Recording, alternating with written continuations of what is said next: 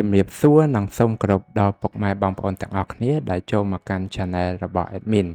ដើម្បីទស្សនាវីដេអូតម្រុយឆ្នោតខ្មែរសម្រាប់ថ្ងៃទី20ខែ4ឆ្នាំ2025សម្រាប់វេលាម៉ោង1ម៉ោង3និងម៉ោង6ដូច្នេះកុំបង្អង់យូរសូមពុកម៉ែបងប្អូនកលេចមកមើលតម្រុយ2លេខតម្រុយ2លេខ Admin គឺមានលេខ24 26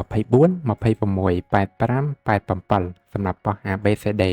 បន្ទាប់មកខ្ទង់អូខ្ទង់អូ Admin គឺអូនៅខ្ទង់20និងខ្ទង់8សម្រាប់ប៉ោះ ABCD ដូចគ្នាបន្ទាប់មកគឺលេខពិសេសAdmin គឺមានលេខ196គុណ274គុណនិង898គុណ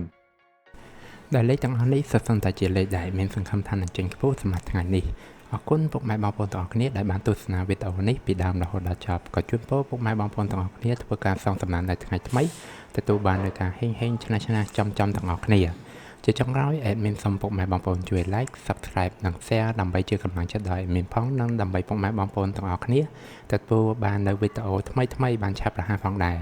ដូច្នេះ Admin សូមជម្រាបលានិងជួបគ្នានៅវីដេអូក្រោយ